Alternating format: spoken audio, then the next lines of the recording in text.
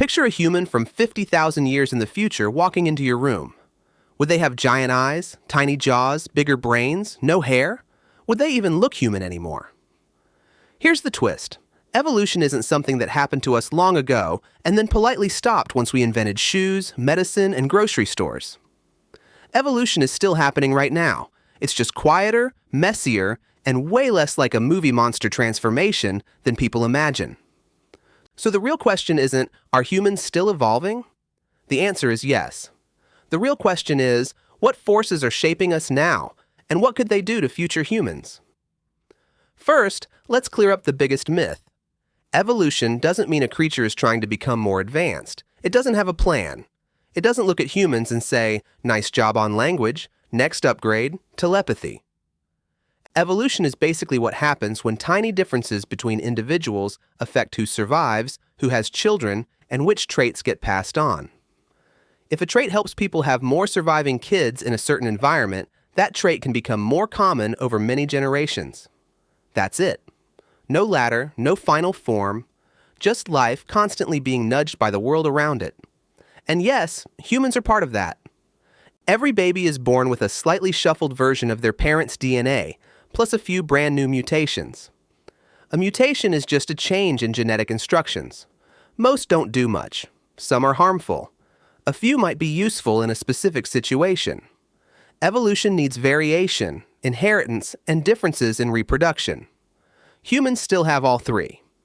But modern life has changed the rules. For most of human history, survival was brutally selective. Could you digest the local food, fight off infections, handle cold, heat, hunger, childbirth, injuries, parasites? Those pressures shaped us. Then humans became the weirdest animals on Earth because we started changing our environment faster than our bodies could adapt to it. We didn't grow thicker fur. We made coats. We didn't evolve night vision. We made lights. We didn't wait for stronger jaws. We cooked food. Culture became our superpower. And culture changes the game. A classic example is milk. Most mammals stop digesting milk after infancy. But in some human populations, especially where herding animals became important, adults who could digest milk had an advantage. Milk was calories, water, fat, and protein in a portable package. Over generations, genes for adult milk digestion became more common. That's evolution, driven by culture. Humans invented herding, and then herding changed human bodies. Another example is disease. When malaria became a major threat in some regions, certain genetic traits that helped people survive malaria became more common, even when those same traits could cause serious health problems if inherited in the wrong combination. Evolution doesn't care about perfect. It works with trade-offs. So if evolution is still happening, why don't we feel it?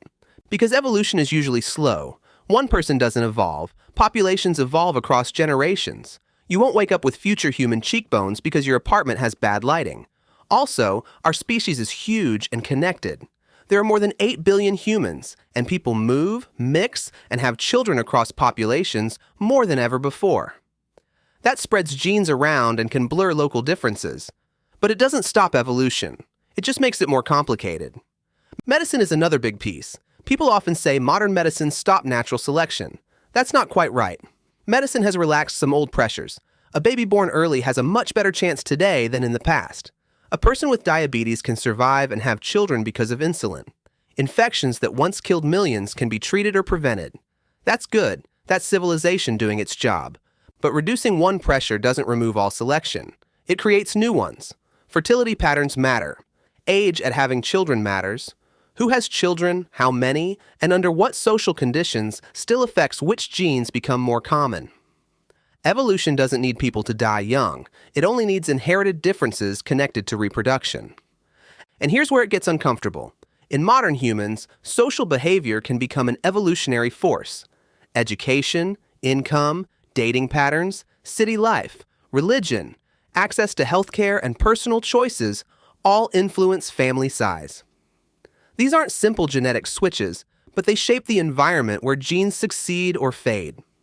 That means future evolution might be less about outrunning predators and more about living inside our own systems. So what might humans look like in the distant future? Let's start with the honest answer. there probably won't be one future human look. If humans stay mostly on Earth, keep mixing globally, and keep using technology to buffer climate and disease, then our bodies may not change dramatically in a comic book way. Future humans might look very recognizable, but small shifts could still happen. Our jaws, for example, may continue changing. Many people already have crowded teeth and wisdom teeth that don't fit. Why? Our ancestors chewed tougher foods, and their jaws got more mechanical workout during growth. Today, soft-cooked foods and processed diets mean jaws often don't develop as large. That's not purely genetic, but over long periods, if smaller jaws don't create major survival problems, traits related to tooth crowding may stick around more easily. So future humans might have slightly smaller jaws, fewer wisdom teeth, or dental development that changes through a mix of biology and environment. Body shape could shift too, but not in one direction everywhere. In hot climates, long limbs and leaner bodies help release heat. In cold climates, stockier bodies help hold heat. That's a pattern seen across many animals, including humans. But air conditioning, clothing, buildings, and migration weaken those pressures. Climate change may create new stresses, but technology will mediate a lot of them, at least for people who have access to it. Skin color is another trait people imagine will average out into one global shade.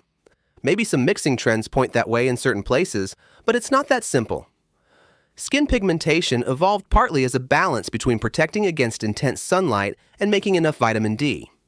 But sunscreen, diet, supplements, indoor work, clothing, and migration all change that balance. Future skin tones will depend on culture, geography, mixing, and technology, not one universal rule. What about brains? This is where people love to imagine giant-headed super geniuses. But bigger brains aren't automatically better. Brains are expensive, they burn a lot of energy, make childbirth harder, and need long childhoods to develop. Evolution doesn't reward more brain by default. It rewards whatever helps reproduction in a given environment. In fact, human brain size has changed over time in complex ways, and bigger doesn't simply mean smarter. Intelligence depends on wiring, development, learning, culture, cooperation, and tools. The future may not select for raw brain size. It may select for traits that help people navigate dense social worlds, screens, artificial intelligence, stress, misinformation, cooperation, and rapid change. But again, those traits are shaped by many genes and environments, so don't expect a clean, future humans will have this exact brain upgrade answer. Now let's go further out. If humans spread into space and stay separated for a very long time, evolution could get more dramatic. Imagine a group living for thousands of generations on Mars, in lower gravity, under domes, with different radiation risks, different diets, and limited gene flow with Earth. Their bodies might adapt over time, especially if survival and reproduction are strongly tied to those conditions. Low gravity could affect bones and muscles. Radiation could favor better DNA repair. Artificial habitats could shape immune systems. Smaller isolated populations could change quickly just by chance, through something called genetic drift. That's when gene versions become more or less common randomly, especially in small groups. But here's the catch. Space humans would probably rely heavily on technology. If suits, habitats, medicine, and genetic screening handle most dangers, natural selection may be weaker than engineering. Which brings us to the biggest wild card. We may start directing our own evolution. For almost all of history, humans changed mostly through natural processes. But tools like embryo screening, gene therapy, and eventually more advanced gene editing could let people choose or alter certain traits. At first, the focus would likely be preventing serious diseases. If you could remove a gene variant that causes a devastating childhood illness, many people would want that. But once the door opens, societies will argue about everything else: height, metabolism, aging, appearance, mood, memory, athletic ability. This is where future humans could change faster than natural evolution normally allows. But it's not simple. Most interesting traits aren't controlled by one gene. Height, intelligence, personality, disease risk, and aging involve many genes interacting with environment. Editing them safely is much harder than flipping a switch. And even if we could, the social questions get huge. Who gets access? Who decides what's desirable? What happens if different cultures choose different traits? Could inequality get built into biology?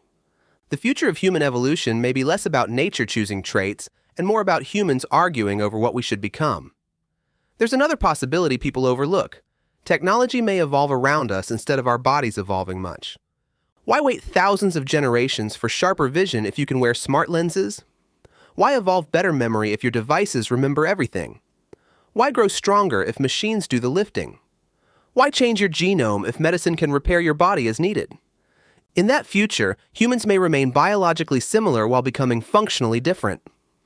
A person in 10,000 years might look like us, but live with brain-computer interfaces, artificial organs, personalized immune upgrades, and AI companions woven into daily life.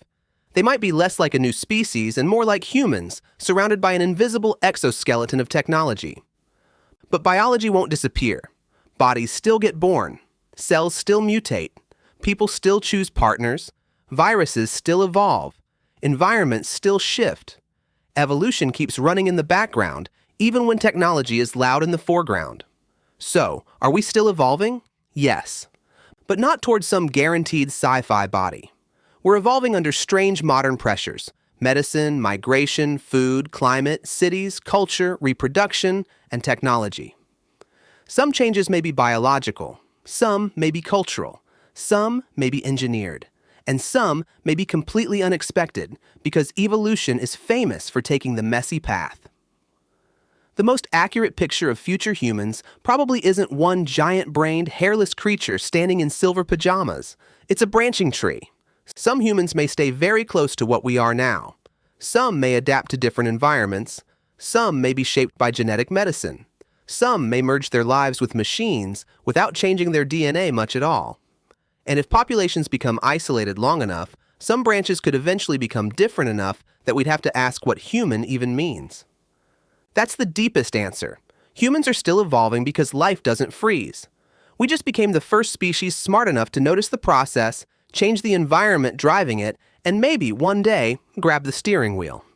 And the weirdest part is, the future human isn't only something evolution will make, it's something we're already helping choose.